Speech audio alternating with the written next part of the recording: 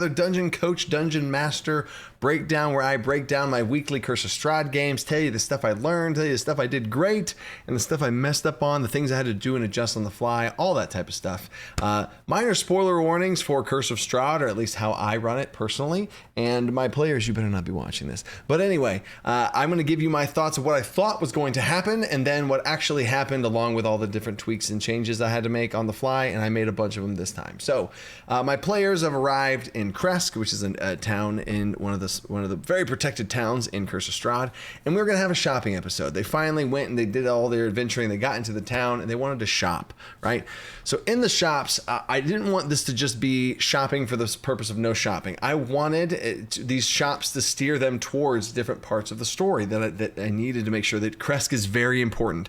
There's the abbot, very important figure they need to meet, and then there is the lake, which is some twisted, cursed stuff that I've changed. In the book, the lake is this like wondrous, sparkly lake, and it's fine and normal, and there's some other homebrews out there from other creators that have made this lake very like a magical thing that the spirit of Sergei, Strahd's brother, resides in. I have taken it, flipped it upside down, and made it more cursed. So there's a cursed blood lake here, which is this is the site where Strahd's father died. Huge thing tied into his backstory. Anyway, I want these different shops to point in those certain directions. So the first shop they went to, they went to a little Tinker magic shop. I had a whole bunch of useless items in there, and then a couple of interesting magic items. And the players kind of walk around there and ask if they asked around. They all said they just want to look around through the bunch of stuff, and I was like, okay, everybody give me an investigation check. Very rarely do I try and do group checks like this, but this was just a fun flavor thing. So anybody that rolled higher than a 15 found a unique type of magical trinket thing,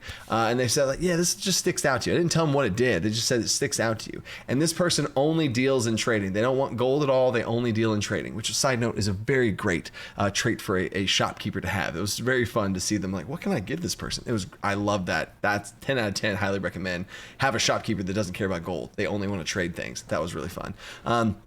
And then they went afterwards to the magic shop owner. And this is where the magic shop. I added in a magic shop into Krezk, added some lore bits of why it made sense of fallen adventurers that came here, and he's collected all of their fallen magic items, assortment across the board. So I had a bunch of magic items, nothing too powerful, pretty basic magic items. But one of the things that I had is the unique quirk. I have a NPC quirk system, and I have I gave every NPC I have a little quirk. And this person's quirk was, if you ever didn't talk to him, if you talked to anyone else like an ally or something, he would go blank and just go do a blank stare until you had to touch him and say his name and snap him out of it. And they figured out, they were like, what happened? He's like, I'm just cursed. And that's all I had. All I wrote down was cursed, stops talking if people don't talk directly to him. It was just a fun little thing, a throw off, just making an NPC unique. Like, you're cursed? Who cursed you? And I'm like, oh, I don't know. I have no idea. And I was like, wait a second. Curse of Strahd, cursed. One of the players is cursed by the hag. And one of the players, the bard, who's accepted a pact with Strahd, and in order to break the pact with Strahd, he has to go kill a hag. That hag cursed him. He's like, well, I made some barters with some hag or whatever, and they cursed me because I didn't know. I tried to swindle a hag, and I screwed him over, and they cursed me. And they're like, oh wow. And they share the story, and they're like, oh wow. So now they have an ally, and they're like, well, okay, we'll go kill this hag for you, and if you do, I'll give you a magic item rewards for it. Like, oh my god, it all fit perfectly. I was like, oh. So that was like a very good on the fly adjustment from me that I threw out there. So again, not everything I do is amazing, and some of the scramble moves I have to do are like, oh no, that wasn't good, and I have to make more adjustments later in future sessions. But this was a great move right here, and I was like, oh, nice, it's all weaving together.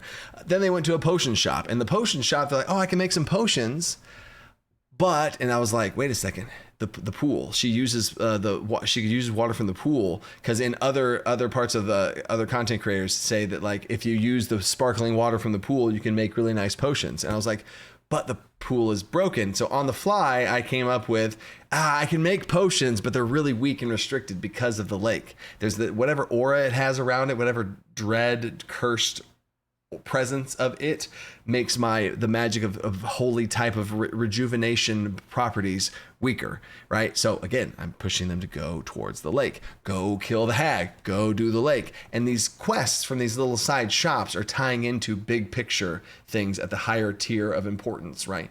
So that was super cool. And if they were able to do that, they'd be able to put that together. So that was nice. They had they had a little love interest with the shop owner, and that was some fun banter from the two brothers trying to be wingmen for each other, and it just fell flat on their face and it didn't work. It was nice little fun. They're just having fun in Krezk, which was another goal of mine as a dungeon master, to let them have some fun, because it's been gloom and doom and dark and travels and bad and evil druids taking over this and that. Hey, we're in Krezk. It's all going to be cool. So then they also were able to work on, I had the potions. They kept asking for potions, and they kept asking for different potions from the, like, can you do this? Can you do that? Can you do this? All I had was, she makes potions that heal the body and affect the body, right? And they're like, oh, can you do this and this and that? And I was like, she's gonna be physical based potions. And I just came up on the fly. She has like long strider, things to increase your speed, your strength, your dexterity, basically your physical stats. She can increase them temporarily with a potion. That's all she can do. And her sister over in Vallaki, that I also made up on the fly, her sister and my sister in Vallaki, she's the one that takes care of all these things, right? And they're like, oh, what's your sister's name? And I was like, shoot. So I named them after the person's name I had. I named them after a friend of that person in real life. So, okay, cool, done. So I'm just making stuff up on the fly a lot here, but it's going pretty well. And then they went to the lake. After this little shopping episode, they went to the lake, and then a huge cinematic thing unfolded at the lake. And in fact, I'm gonna have to go show you this one, because there was some absolutely crazy things that happened at this lake. So if you're not familiar with all the things I do here, this is my Coach of Strahd Dungeon Master binder. It's available to higher tier patrons as a reward, and then eventually, once I'm done with this and I finish the entire thing, I'm like 80% done with this entire guide of Curse of Strahd, of how I've changed it up and everything. Go to the Dungeon Master binder, go to the village of Krezk, and have everything all nice and organized, all the different shops that they went to, the blacksmith and other things, all here in little drop downs. And then you go to the Abbey, and that's where they ended up. But whenever they're in the town, they go to the cursed pool, and there's a whole scene with the cursed pool. And if you want to stop the video and kind of watch some of what's reading here, that's interesting. You can do that if you want. But then they also went to, so I do this as a Dungeon Master too, just as a little tips here, is I know they're going to go to the pool at some point, but the pool is going to be a very different scene if Irina is there or not. So this is if they brought Irina only. This is if they brought the Sun Sword, right? The Sun Sword is an artifact relic that they have on them. If they brought only one or only the other, or if they brought both. And in this case, they brought both, which unlocked a cutscene, essentially. A very big cutscene, of a full roleplay cutscene. It was like very intense. I really loved doing it. It was a scene, basically, long story short, it was a scene where this site of this blood lake is where Strahd's father died, and it's where Strahd had his first snap into the darkness that he was researching and looking into, and shows a little bit the start of his descent into darkness, right? I just got a little chills thinking about it. He's on the battlefield fighting, his father dies, and then he snaps and just starts massacring people.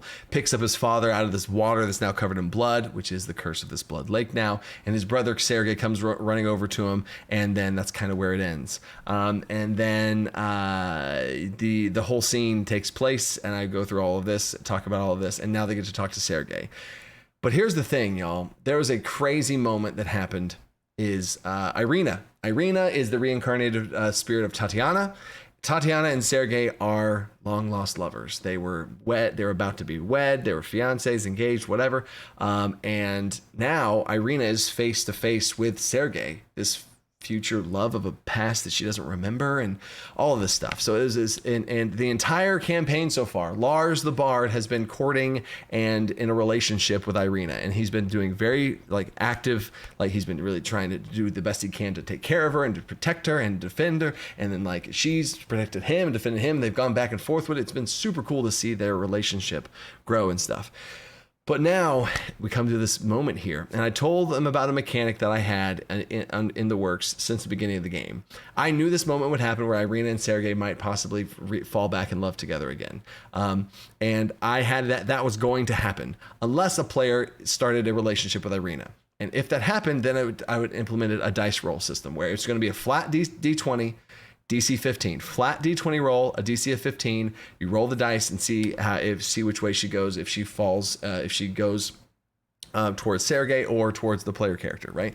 And constantly over these sessions, he has done so many different things to bring that number down, to where now he got it to if Irina fell in love with him, it was going to be the lowest possible of a nat 1. The only way that this would happen. So I told the players all of this open. I told them about this mechanic. I very much was in a very meta way shared about what's about to happen. I'm going to roll this D20. I just had this big, this one. I'm going to roll this D20. If it hits a natural 1, she's going to fall back in love with Sergei, go towards Sergei, and that's easily explainable by the memories from the past coming back to her, this whole thing coming like this magically, so she would remember things, and that would be something that was what's going to happen on a natural 1. Anything else, and she's going to stay true with where she's at currently and all that kind of stuff, right? So I had to be a dice roll, and I was like, just it's anything but a natural 1, right? And if it hit a natural 1, that'd be crazy, right? So okay, here we go. I roll it. I shit you not, guys. It hit a natural 20. Crazy moment. The moment of representation of Irina's love. Where does it stand? Is it with Lars or is it with Sergei? Her past or her future? What is it? What is going on here?